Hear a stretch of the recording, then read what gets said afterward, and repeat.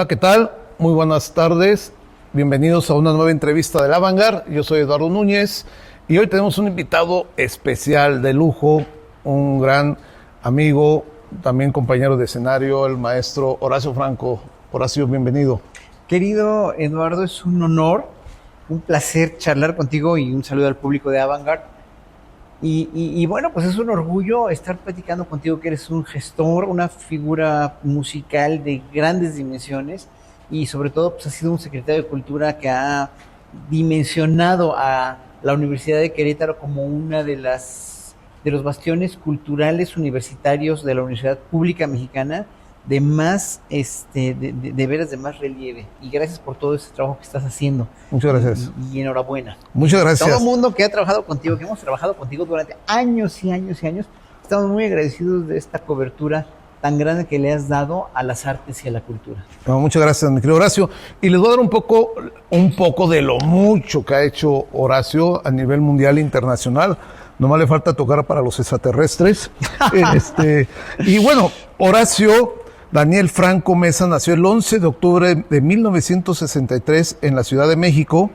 Desde joven mostró interés por la música, comenzando su formación en el Conservatorio Nacional de Música de México, donde se especializó en flauta de pico y violín.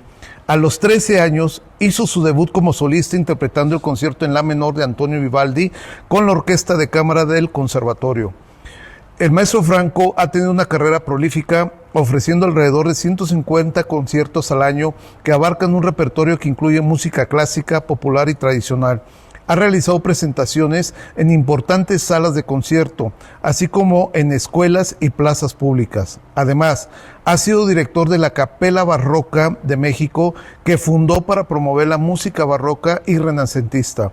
Su repertorio es diverso, abarcando desde la música medieval y renacentista hasta obras contemporáneas y folclóricas. Horacio Franco ha trabajado para cambiar la percepción de la flauta de pico, elevándola de un instrumento para principiantes a uno de gran virtuosismo y expresividad. Además, es un activista por los derechos de las comunidades LGBT y ha participado en diversas obras de educación y beneficencia a nivel mundial. Entre sus producciones discográficas más importantes se encuentran The Bach, Los Beatles y otros más. Sones de Tierra y Nube, El arte de Horacio Franco y música sinfónica mexicana.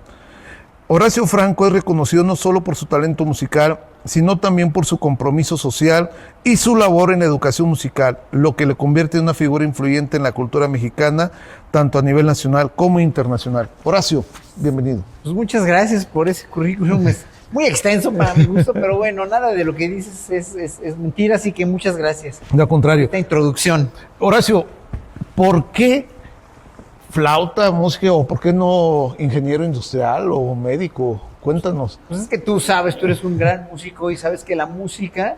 A ver, la música nos llama a todos los seres humanos. Todos los seres humanos llevamos la música desde antes de nacer, de todas las artes. Es la más primigenia de todas, la más primitiva, la más visceral, la más ancestral, como quieran llamarle. La música es una parte de nuestro ser porque la llevamos en el vientre materno. Empezamos a escuchar o empezamos a percibir desde que somos embriones el latido del corazón de nuestra madre. Esa es la frecuencia cardíaca, el ritmo cardíaco. Después empieza a latir nuestro corazón y empezamos a percibir eso también. O sea, somos seres rítmicos. Nacemos y cuando vamos cuando vamos al mundo no sabemos ni qué color es el negro, ni el blanco, ni nada más percibimos sonidos. La voz de nuestra mamá, la voz de nuestro papá, las canciones de cuna que nos cantan, y empezamos a hacer música ya desde que nacemos. Ese es el lenguaje más primigenio que tenemos por el sentido del ritmo y luego por las alturas de sonidos. Esa es la música, ¿no? Finalmente, es ese orden de sonidos con una frecuencia cardíaca, nada más. Entonces, por eso somos música desde antes de nacer y al nacer. Y finalmente, pues a todos nos llama la atención la música de una u otra manera. Yo siempre fui un niño muy musical, aunque mis papás no pudieron nunca proveerme de una educación musical porque ellos no la tenían, pero finalmente yo descubro la música en la secundaria por pura casualidad con una chica que tocaba el piano y que me fue como el mensajero entre la música de Mozart y yo, de que al oírla tocar la sonata Facile, que es el 545 de Mozart, Ajá. ahí me arrobó totalmente, fue como una epifanía. Son esas revelaciones que tienes en la vida que te llegan y que no sabes ni por dónde, y yo quería dedicarme a eso. Casi paralelamente, es más, un poco antes me dan la flauta de pico, la flauta dulce como instrumento escolar, y me doy cuenta que tengo mucha facilidad para esa flauta, me doy cuenta que pues me salía muy fácil todo, pero digo, tuve la fortuna de descubrir dos cosas a los 11 años. Uno, el que tenía yo facilidad y talento para la música, porque tenía muy buen oído, ¿no? Porque desde niño yo cantaba las canciones muy afinado y sobre todo tenía mucha facilidad para componer melodías yo, ¿no? Y número dos, pues me fascinó lo que oí. Entonces entré a la música clásica así como que con el pie derecho, así como el riel, así, me empecé a enrielar hasta que me volví músico por mi propia voluntad y contra la voluntad de mis padres. Mis padres no querían dejar que yo estudiara música porque para ellos no era una profesión, me iba a morir de hambre, era muy famoso, muy vox populi en los años 60 y 70, 40, 50, ellos se casaron en 45, 42, 43. 80, 90, 2000, sí, siguen con bueno, la misma todavía, mentalidad. pero menos, Ya no pero tanto. ya menos, ya por fortuna menos, pero antes era un estigma ser artista, ¿no? Y bueno, también a los 11 años me doy cuenta de mis preferencias sexuales y también fue como muy, muy revelador para mí saber quién era yo desde los 11 años. Y de ahí me fui derechito. Pero que eso tuvo un antecedente de que yo tenía 6 hermanos, pero mis hermanos eran mucho más grandes que yo. Mi padre se queda sin trabajo cuando tenía yo 6 años o 7 años cumplidos en 1970 y me tengo yo que enmendar, más bien porque era un niño muy consentido y muy mimado por mis hermanos mayores, pero me tengo que enmendar el camino y empecé a leer mucho, ¿no? Fíjate, empecé a leer solito. A los 7 años empecé a leer enciclopedias y me di cuenta de toda la indoctrinación religiosa que me querían hacer en mi familia, Sí. era puro cuento, porque había muchos más dioses Sí, claro. que uno solo, que Jesucristo, y dije, ay, ¿por qué voy a creer en uno si hay un montón de dioses bien chidos? O sea, está Zeus, está Nubis, está Osiris, está todo, etcétera, etcétera, todos los dioses griegos, los dioses romanos. Lo que sea. Entonces, claro, ¿no? Está Huitzilopochtli, está claro, qué bonito, y me volví admirador de las religiones, pero totalmente ateo, porque no quería creer en ninguna religión. Entonces eso me dio muchas bases para tener un pensamiento ateísta. Además, ya sabía yo del Estado laico, ¿no? También. Sí. Entonces era una maravilla, fue para mí una maravilla haber crecido solo en realidad, sin esa influencia culpígena, claro, de las religiones. Con eso, pues tuve todo un caldo de cultivo para ser yo mismo y para descubrir, número 1, soy homosexual, número 2, me encanta la música, ¿no? Y tengo talento para la música y me encanta eso. O sea, quiero ser músico y soy gay. Entonces, a los 11 años ya sabía yo quién era y no tengo culpa por ser nada de lo que soy. No, entonces claro, me empecé a trabajar con todo eso, porque digo, de nada sirve saber que eres muy talentoso en algo, o que eres o que eres religioso, que quieres ser un líder religioso si no vas a trabajarlo, ¿verdad? O que, lo que sea. Si descubres quién eres, hay que trabajar el quién eres hasta que te mueras. Claro. Y Horacio, escoges un instrumento que no es muy común en México cuando uno estudia, porque siempre vas al piano o vas al violín, vas al cello, vas a la viola o la flauta transversa, pero escogiste un instrumento tan maravilloso como es la flauta barroca, que tocas todas las por haber y la de flauta saber. De pico, sí. Sí, y ¿cómo te llamó la atención? Creo que una vez me comentabas, fuiste de esos de los niños de la flauta de pan en secundaria, fue por parte de eso que te interesó la flauta. A ver, yo descubro que era talentoso para la flauta escolar, que es la misma flauta que toco yo. Hitler la instituye en las primarias de la Alemania nazi en 1930 y tantos, 34 por ahí, y se convierte en un instrumento escolar que malcopia México, lo malcopió.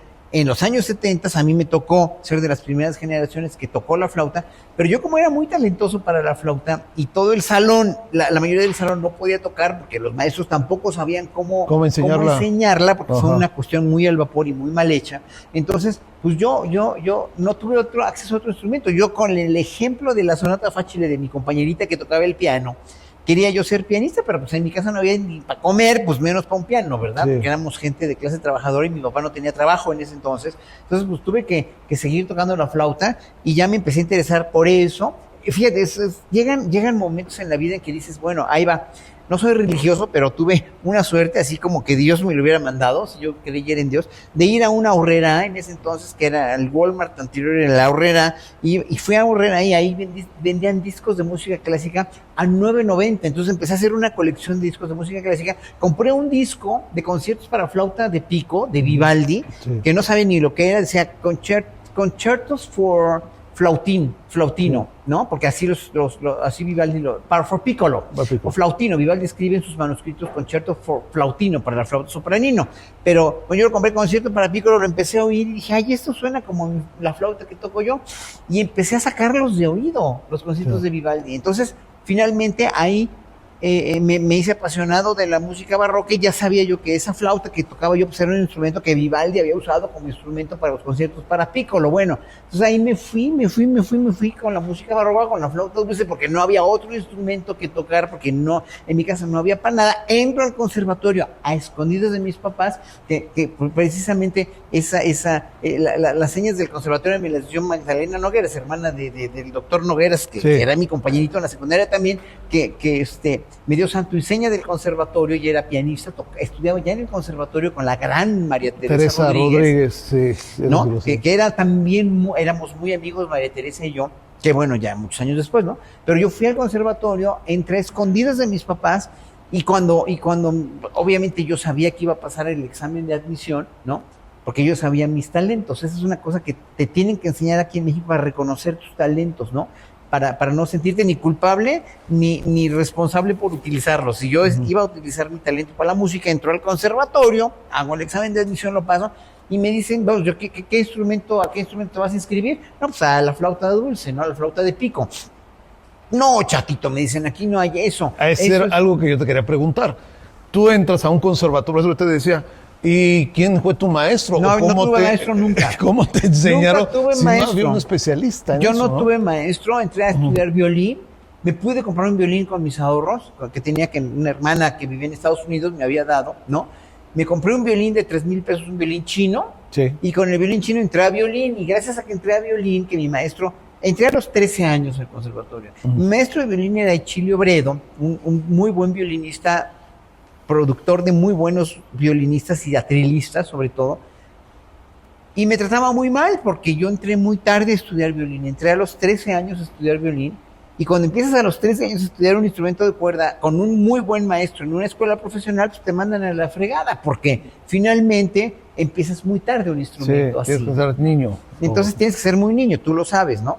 Por la cuestión del acondicionamiento físico que se necesita para el violín moderno. Bueno, entonces no me trataba bien, pero me di cuenta que él era el director de la orquesta de cámara del conservatorio. Entonces una vez fui con una flauta que tenía yo, ya tocaba muchos, los conciertos de Vivaldi ya los tocaba, ya los había sacado de oídos 2 años antes, y me le presenté y le dije, maestro, ¿me deja ser solista de su orquesta? Pero ¿cómo crees? Si apenas vas en primer año, pero después con el violín, estás loco. En esa orquesta tocaban muy buenos músicos, estaban los Vitrán, estaba Cecilia Romero, estaba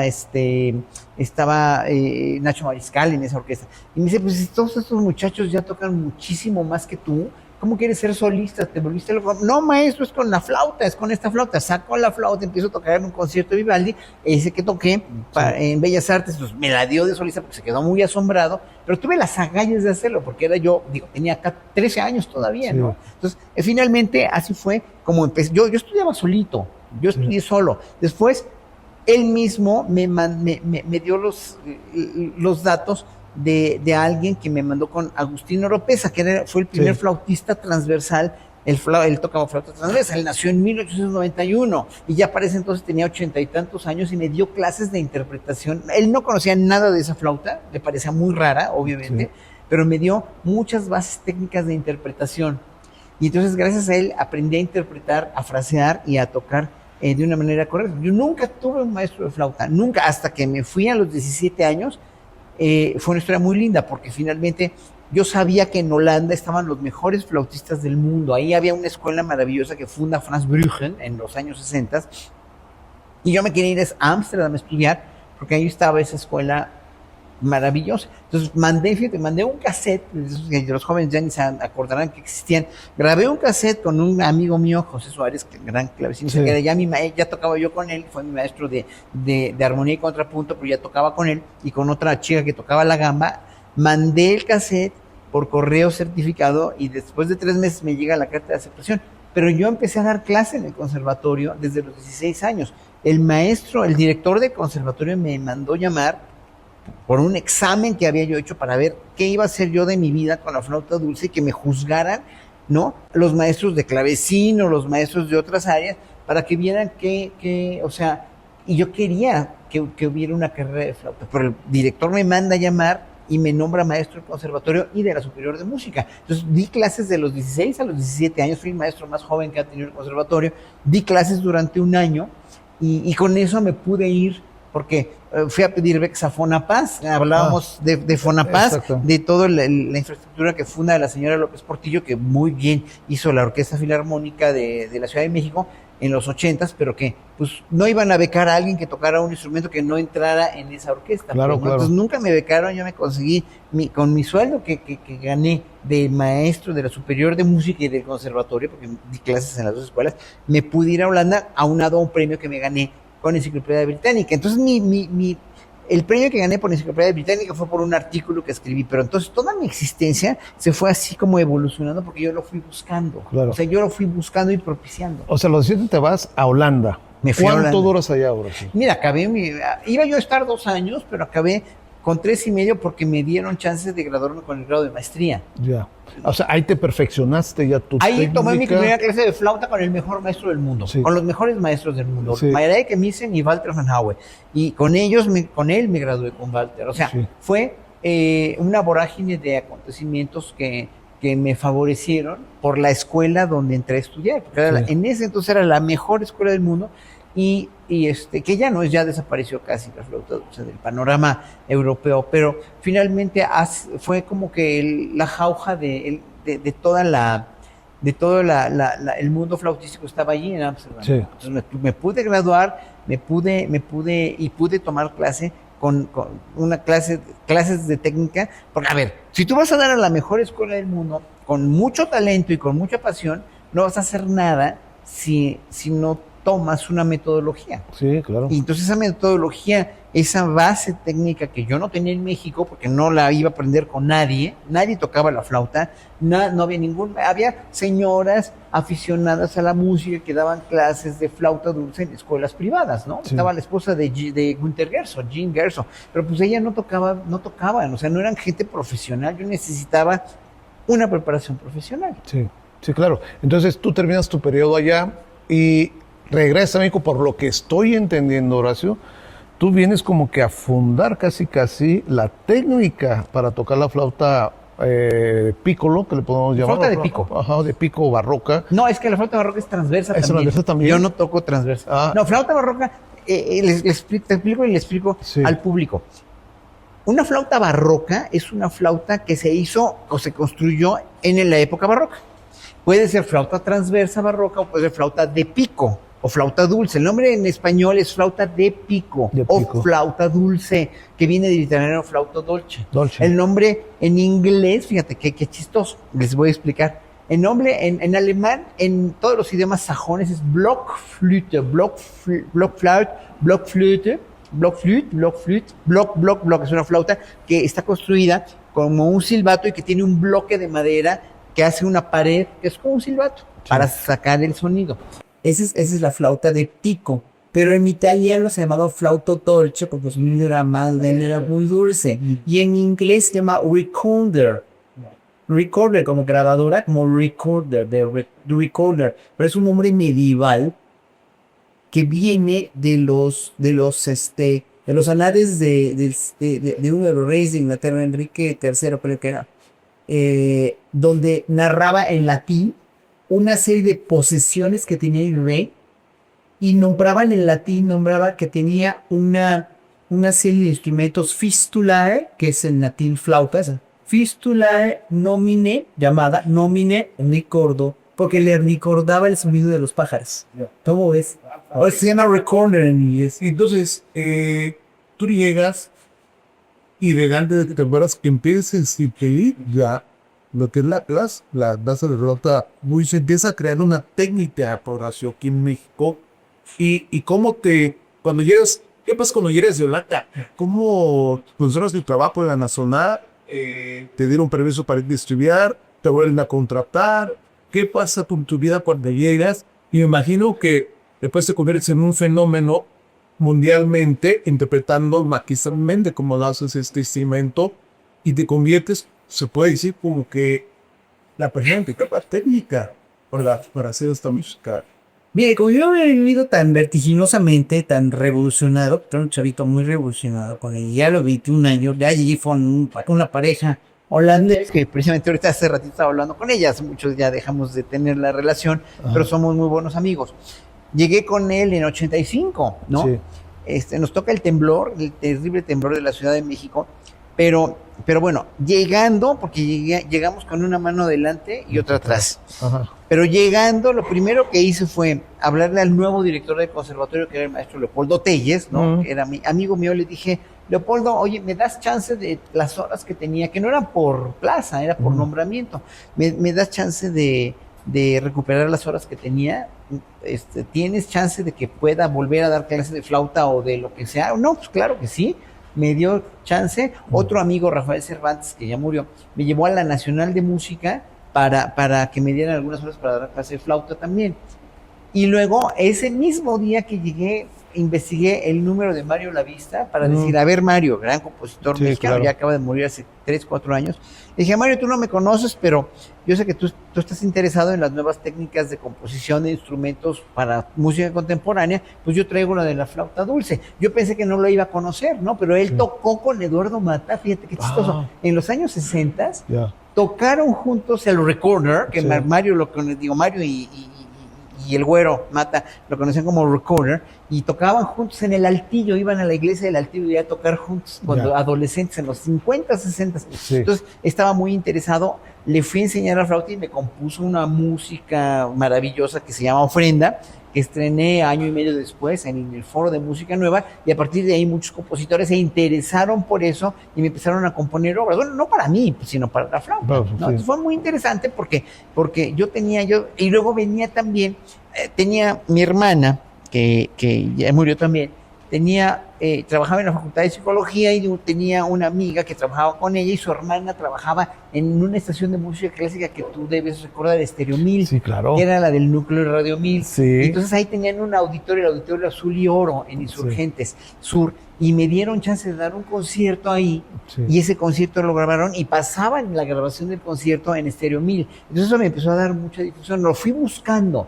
Yo creo que, y tú lo sabes bien como gran gestor cultural que eres también, aparte de pianista, gran pianista, si tú no buscas las cosas, no las vas a encontrar nunca. No, jamás. Tienes que buscar y propiciar. Si tú quieres esto, lo tienes que buscar. Entonces, yo busqué desde que yo llegué a México. Ese mismo día que llegué también le hablé a Luisa Durón, que fue mi colega clavecinista, que fue mi maestra de clavecín en el conservatorio antes de irme a Holanda.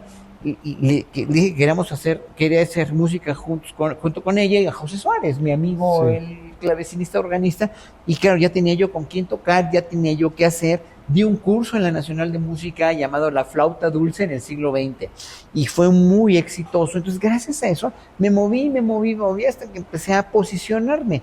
Es una cuestión muy difícil porque ni directores de orquesta, ni mucha gente creía en ese instrumento. Pues es el instrumento de la secundaria, la flauta, literal, la pinche flautita de la secundaria que suena horrible. Que todos aquí lo aprendieron seguramente. Que cuando en mi salón pues era como una granja de pollos, ¿verdad? Parecía granja de pollos. Porque no saben enseñarla, porque se instaura, porque se instaura sin ninguna metodología. O sea, y además la colectividad en ese entonces y grupos de niños de 57, 60 niños, pues, o sea, ¿hacia dónde vamos a dar? ¿Verdad? No había manera de hacer que eso fuera un proyecto exitoso. Yo porque tenía talento y porque a mí Mozart me llamó y me dijo, a ver, ¿de aquí eres? Y no me soltó. Yo siempre he creído que en la vida ya cada ser humano tiene marcado a lo que viene. Y siempre hay algo que dice, ¡pum! En ese momento como que despierta lo que vas a hacer o lo que va a pasar en tu vida o lo que realmente te va a ayudar para que te empuje por acá. Claro. O sea, todo se va dando en la vida y también estará quien te quiere obstaculizar, también todo este tipo de rollo, ¿no? Pero bueno, llegas, creas una escuela, una técnica en la flauta, Horacio. ¿Qué resultados has tenido? ¿Tienes algún alumno que tú digas, realmente Tengo muchos, tuve puede- muchos alumnos. A ver, tuve muchos alumnos de flauta. Uno se fueron a vivir fuera porque aquí no había trabajo. A ver, ¿cuál es el problema con la flauta de pico? La flauta de pico no entra en ninguna orquesta, nunca. Hay muy pocas obras buenas, buenas me refiero, donde exploten el instrumento a sus máximos niveles, como los conciertos de Vivaldi, pero, a ver, mira, ¿cuál es la tragedia y la virtud de la flauta de pico? La flauta de pico, de todos los instrumentos de aliento, si tú lo razonas, lo examinas, la flauta de pico es el único instrumento de todos los alientos que tiene su producción sonora fuera del alcance neuromuscular de los labios del ejecutante. O sea, si tú ves la flauta transversa, el saxofón, el oboe, el clarinete, el fagot, la tuba, el trombón, la trompeta, todos los instrumentos de aliento, todos los convencionales, tienen su producción sonora al contacto con los labios del ejecutante. Eso hace que la producción sonora en la mayoría de esos instrumentos que mencioné sea bastante difícil de conseguir, porque unos tienen caña, otros tienen doble caña, como el fagot y el oboe, caña como el saxofón y el clarinete, ¿no? Y otros tienen boquilla de copa, pero todos tienen su contacto, la producción del sonido está acá, en los labios. La flauta dulce es el único de todos esos instrumentos que no. Eso hace que la flauta dulce o flauta de pico sea el instrumento más fácil de insuflar, de sacarle sonido, sí, pero el más difícil de controlar. ¿Por qué? Porque una vez que tienes el contacto neuromuscular de los labios y las mejillas y todo el sistema muscular acá, sobre todo los labios, en contacto con las boquillas, como los instrumentos tradicionales de las orquestas, tienes todo por delante, o sea, ya tienes la producción sonora y ahí está canalizada. La flauta de pico tiene el contacto si imagínense la flauta, es un silbato, y tú soplas el sonido así, y choca con un bisel que está lejísimos realmente, o sea, del aire. Tienes que tener un control del aire perfecto y un control de afinación y un control o sea, tienes que controlar tu aire muy bien, o sea, tener un sistema, ya no acá, sí influye, pero lo que incluye es toda la cuestión del aire y la cuestión de toda la manera en que digites, las digitaciones diferentes para poder sacar colores y diferentes tipos de diferentes afinaciones. Las flautas, la mayoría de las flautas que están construidas por constructores que son copias de instrumentos barrocos, casi ninguna coincide en la afinación. Tienes que estar buscando la afinación, tienes que estar buscando el color del sonido tuyo también. Entonces es un instrumento muy difícil, o sea, es el más fácil de soplar, pero el más difícil de controlar. Es el más difícil de controlar, ese es el problema. Entonces, claro, a Hitler se le hizo fácil porque en el barroco y en el Renacimiento fue un instrumento meramente de aficionados, porque no iban a ponerse a tocar el violín porque era más difícil, o no iban a ponerse a tocar el fagot porque era igual de difícil de sacar el sonido, pero los aficionados se fueron a la flauta dulce como instrumento desde los ingleses del siglo XVI, XVII, los italianos también, y ya en el siglo XVIII era un instrumento considerado para aficionados, incluso en la misma Leipzig, donde trabajaba en Santo Tomás de Leipzig, o en Köthen también, los maestros los ejecutantes que trabajaban para Johann Sebastian Bach, era el oboísta que hacía las veces de flauta dulce. Entonces, claro, todos los solos de las cantatas de Bach fueron escritos para oboístas en realidad. Yeah. Y muchas músicas, o sea, Vivaldi, por ejemplo, que escribe los 6 o 7 conciertos, los mejores que se han escrito para flauta dulce, donde se explora y se explotan más las posibilidades técnicas en todo el barroco, junto con Telemann y las cantatas de Bach, son los 3 grandes compositores para flauta dulce, dijéramos. Vivaldi tiene 6, 7 conciertos, pero tiene 40 para fagot, sí, y tiene 200 para violín, 250 sí, para violín, y tiene montones para cello, y para flauta nada más tiene unos poquitos. ¿Por qué? porque no había quien tocara ese instrumento de profesional, pues, ¿no? Hay bastantes compositores ingleses como James Paceable, por ejemplo, que también escriben música buena, pero la mayoría era música muy fácil y muy asequible para los aficionados, porque era un instrumento de aficionados. Hitler, en el siglo XIX, los Dolmetsch en Inglaterra lo restauran, lo resucitan, como resucitaron el laúd también, o Van der Landos que resucita el clavecín, ¿no? En el siglo XIX, porque habían caído en desuso en todo el siglo XIX, a finales del XIX los ven un poquito más históricamente las músicas que se habían escrito antes, o 150 años antes de donde ellos estaban, de donde nacieron, y restauran y rescatan el clavecín, rescatan el laúd, rescatan la viola da gamba y rescatan la flauta dulce y la flauta transversa barroca también, y lo que hacen es que finalmente a la flauta dulce la posicionan muy bien entre los aficionados, y en los años 30 que Hitler descubre que era un instrumento de aficionados muy propicio para poderla instituir en las escuelas de la Alemania nazi, pues la instituyen en las escuelas de la Alemania nazi y felices todos, pues claro, ¿no? Claro, por eso claro. esa es la historia de la flauta dulce, realmente la historia de la flauta dulce es muy, pero muy desafortunada por esa facilidad que tiene para insuflarla. Claro. Horacio, ¿puedes contar con los dedos los músicos que interpretan la flauta dulce? Sí, bueno, hablando de mis alumnos, tengo muchos alumnos que se fueron a vivir fuera, y de mi generación de Holanda, que era la mejor escuela del mundo, en serio, era una cosa verdaderamente fenomenal.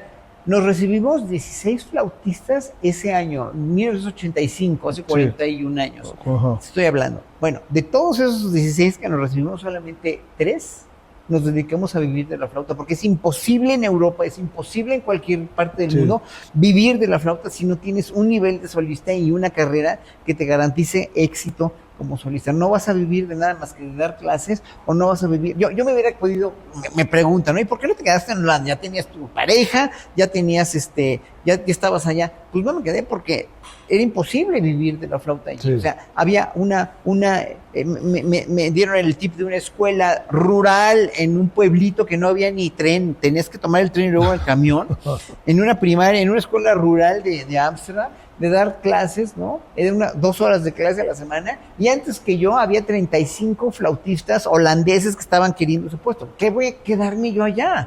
Si llego aquí con de los mejores compositores que ha habido en México, que es Mario Lavista, y le digo, escribe una obra, y me escribe una obra, empiezo o sea, yo aquí sí podía yo abrirme cancha, porque era un territorio virgen. Sí, claro. Ahora, No, y que tú recuperaste de este sonido, de este instrumento, que yo siempre he hablado. O sea, uno estudiaba los conservatorios, ¿quién se iba a imaginar la flauta dulce, no? Cuando siempre había estándares de estudiar los instrumentos que uno ya conoce, ¿no?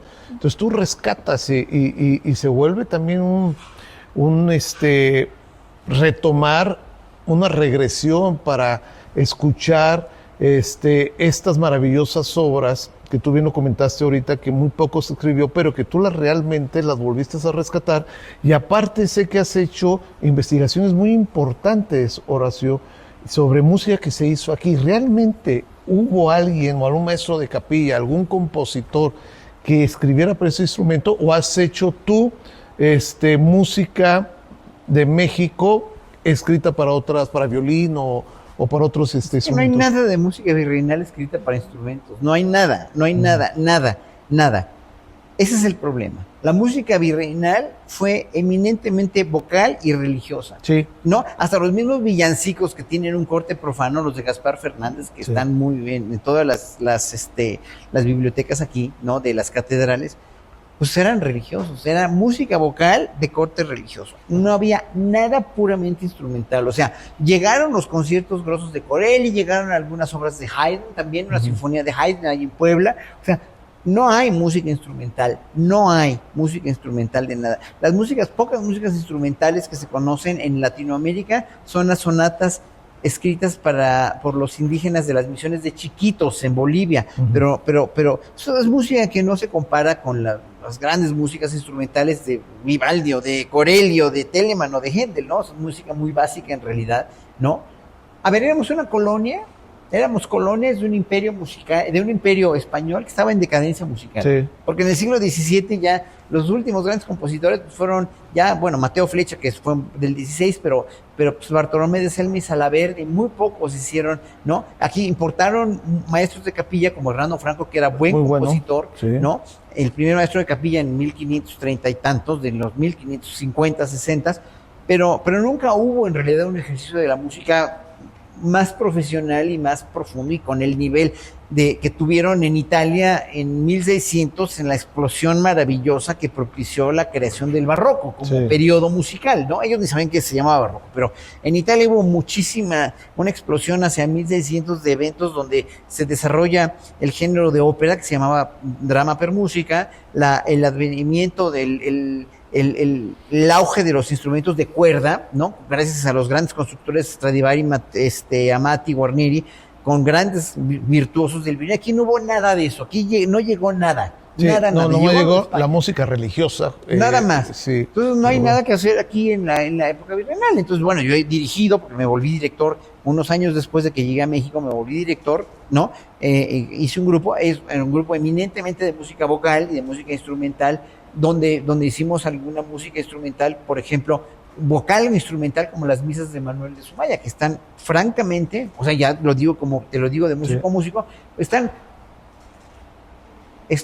nada más, no es la gran música, sorry de decirlo.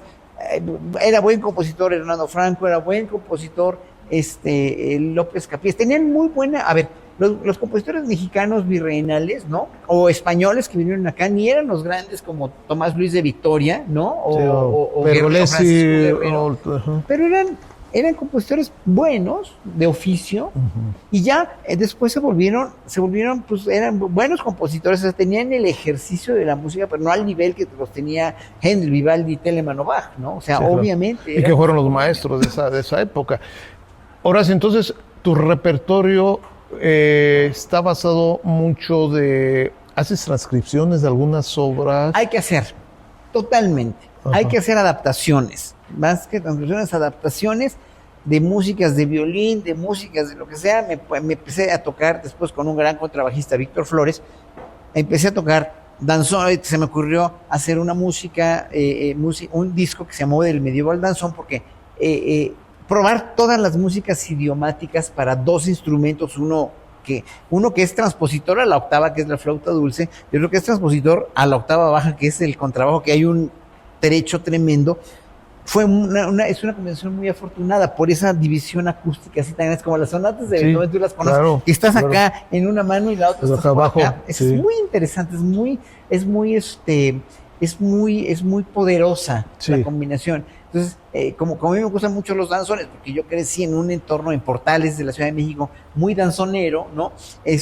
Oía esa música, mis papás la oían, entonces me gusta mucho el danzón porque es muy buena música de salón mexicana, ¿no? Entonces empecé a crear ese concepto del medieval danzón, desde música medieval, que sí se puede tocar en la flauta, obviamente, y pues en un contrabajo también, porque son músicas a dos voces, ¿no? Y luego hicimos el disco que tú mencionaste de Baja los Beatles también. Entonces, poco a poco fui haciéndome un repertorio muy sui generis, hasta que incursioné también en el jazz, y con la música barroca, que prácticamente tiene una escuela de improvisación, una improvisación implícita dentro de la música barroca, pues me empecé a adentrar en el jazz también, y pues hoy estoy tocando contigo, que también hemos hecho muchas cosas juntos en ese sentido, pero estamos tocando bowling, ¿no? O sea, o bowling, o tocas lo que quieras. O estándares de jazz que hemos estado haciendo. Y algo interesante, se habla que Bach, que fue el padre, considerado por muchos el padre de la música, se dice que era un gran improvisador y el primer jazzista que hubo, porque en el barroco, para los que nos escuchan, la mano izquierda, para todos los que ejecutaban el teclado, que era el clavecino, clavicordio, clavicémbalo, en esa época los compositores ponían el bajo cifrado, que es con la mano izquierda ponían, hagan de cuenta, la nota do y ponían un numerito 6, que quiere decir que tenía que poner la sexta. Sobre eso iban improvisando acá, ¿sí? Y en el jazz ponen arriba el cifrado, la armonía, y sobre eso se va a ir improvisando. Entonces, por eso decían que Bach era un improvisador impresionante, y sobre todo, todos los músicos clavecinistas de esa época, Horacio. Y viene todo esto. ¿Cuál es tu compositor preferido? Que No, pues ejecutas Bach por mucho Bach. Bach. O sea, por mucho Bach. O sea, Bach y Vivaldi están, o sea, Bach es el padre y Vivaldi y los demás son los espíritus santos de todos los compositores. Los Estoy hablando de apóstoles, grandes los compositores, apóstoles. Bach es lo más cercano que hay a un Dios, si es que Dios existe, que yo no creo, pero puede existir. Y si existe, está aquí adentro. Y ese adentro que tenía Bach era maravilloso, impresionante. Y al lado de él, junto a él están Vivaldi, está Rameau, Jean-Philippe Rameau, está Telemann, está Händel, está Scarlatti, y los grandes del siglo XIX y también, y los grandes del siglo XIV como Johannes Ockeghem, que se oye muy poco, como Obrecht, como Josquin des Prez del siglo XVI, del siglo XVII, pues junto a Bach está Monteverdi. Monteverdi es de mis compositores favoritos, ¿no? Claudio Monteverdi. Pero también están los grandes compositores de la segunda mitad del XVII, entre el mejor o el más grande de todos es Henry Purcell, ¿no? Obviamente. Sí. Y en el siglo XIX, pues está, XVIII está Haydn y Mozart y Beethoven también, y está también Schubert, Schubert es genio de genios, Schumann es genio de genios, Brahms es genio de genios junto con Bach. Entonces, bueno, todos esos compositores, luego ya Mahler, Stravinsky, Strauss, mismo Wagner, o sea, pero de la época que yo toco, pues obviamente Bach, Vivaldi, Telemann, Rameau, Händel, Scarlatti. ¿Y has hecho algo de romántico? ¿De los románticos? Bueno, he dirigido romántico, he dirigido Schubert, he dirigido sinfonías de Schubert, quiero dirigir Mendelssohn porque Mendelssohn es un grande de los grandes también, y quisiera dirigir un poco la primera, la segunda, la tercera y la cuarta de Beethoven, nada más hasta ahí, pero mi época va más bien desde ahí, desde la quinta incluso para atrás, ya. ¿No? He dirigido mucho, pues de hecho, desde dirigir música medieval, las misas de Ockeghem, que son una maravilla, ¿no? Hasta muchísima música de Monteverdi, he hecho mucho las vísperas de la Virgen de Monteverdi, muchos madrigales. Los madrigales son geniales, son geniales los madrigales. Sí. Son geniales. Es una cosa. Has hecho todas estas transcripciones, Horacio, y por último, música contemporánea, ¿qué has hecho? No, pues tengo como 150 obras que me han hecho. ¿Qué te han escrito? Compositores mexicanos, de compositores, un compositor israelí muy bueno, un compositor maltés también, y varios compositores de Estados Unidos. Sí me han dedicado obra, ¿no? O sea, he hecho mucha obra contemporánea. Y es algo muy importante, que casi estamos terminando el programa, donde gracias a que Horacio, este niño inquieto que nos dijo que le buscó, le encantó este instrumento, porque así tenía ya la vida, así es, ya tenía que ser, viene y restaura o recupera este instrumento tan maravilloso, que viene, lo pone, regresa de Holanda, se instala en México y hace que muchos compositores, por la forma tan maravillosa y extraordinaria como la ejecuta él, que le hayan compuesto mucha música a Horacio, y que vas a dejar un legado muy importante, Horacio, en este sentido, que ojalá el día de mañana la inteligencia artificial no nos sepulte a todo mundo, pero que muchos instrumentistas, pues sí, lleguen a ejecutar la flauta dulce y todas estas obras que a ti te han compuesto, pues realmente se sigan preservando, Horacio, en ese sentido, ¿no? Es muy importante eso que dices, porque, a ver, los alumnos que yo tengo tienen que proveerse de su mismo repertorio, ya sea el repertorio que escribieron los mexicanos para la flauta dulce, que los dedicaron a mí, pero que no son obras que yo pueda tocar exclusivamente, pero tienen esa labor de perpetuar esa música. Pero también tienen la grandísima labor y difícil de seguir posicionando la flauta de pico como un instrumento ponderable. Pero eso no se va a hacer hasta que no haya un mundo musical en la música clásica que no tenga que hacer nada más que ver con la clásica, sino también con la música popular. Estamos tocando jazz, yo he tocado, yo me he echado palomazos desde con Regina Orozco, con los los Jaguares o quien sea, pues, ¿no? He hecho muchas cosas con cantantes populares, ¿no? También hasta iba a hacer algo con la Sonora Santanera que ya no se hizo. Pero uno tiene la obligación de ver todos los horizontes nuevos que se pueden hacer. He hecho mucho también con músicos tradicionales. Grabé un disco con los indígenas de Chiapas, unos indígenas maravillosos, son grandes maestros de su instrumento, ¿no? Son,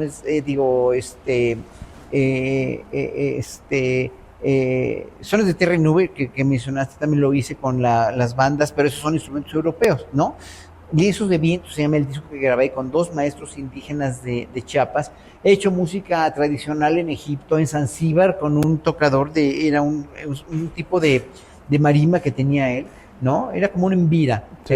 pero hecho en la India música con flautistas hindús.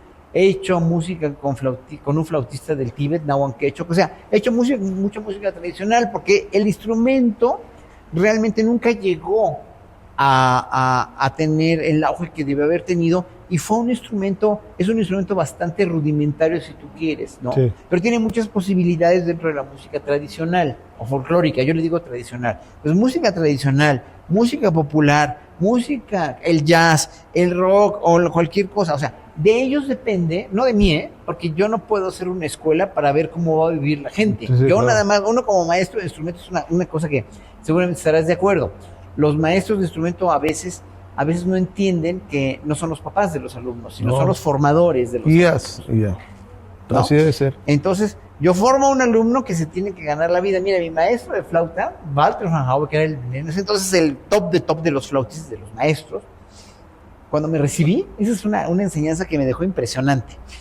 Primero, cuando me dio mi título, el 15 de mayo de 1985 recibo mi diploma. Esto no lo he contado en ninguna entrevista pública. En 85 me da mi diploma y me dice, mira, felicidades, ya eres un colega, tu examen fue excelente, muchas felicidades. Y pues, gracias, le dije, y ahora sí, ya somos colegas. Entonces, pobre de ti, para mí te vas a haber muerto si me vuelves a pedir una sola clase. Así me dije, chin, sí estoy solo. Sí, o sea, solo llegué, solo me voy. Sí, y, claro. y me hizo forjar una gran entereza para eso.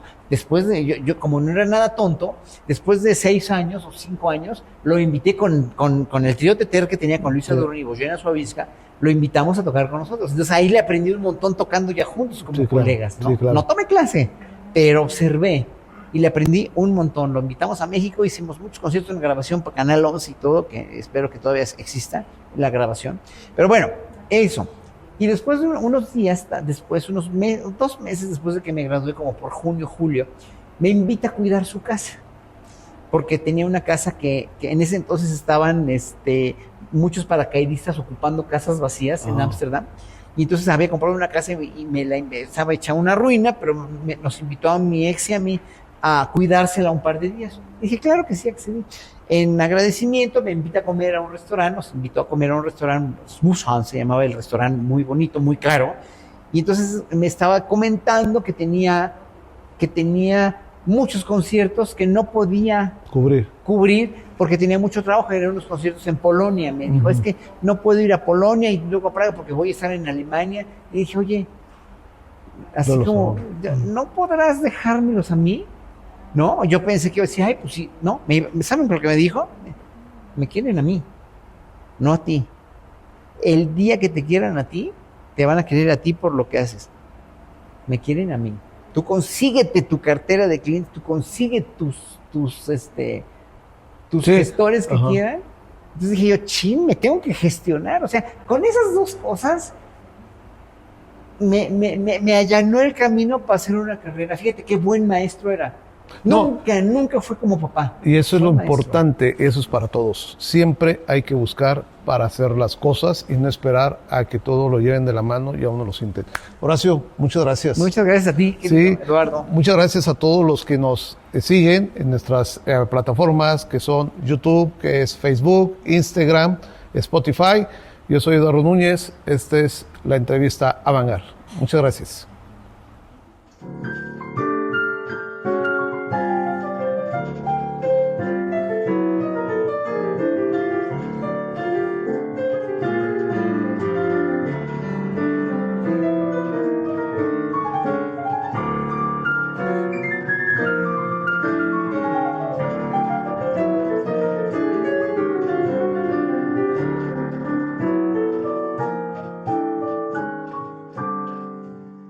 una producción del Centro Cultural Hangar de la Secretaría de Extensión y Cultura Universitaria para la Universidad Autónoma de Querétaro. Las opiniones expresadas en este programa son de exclusiva responsabilidad de quienes las emiten. No representan necesariamente la visión del Centro Cultural Hangar y la Secretaría de Extensión y Cultura Universitaria.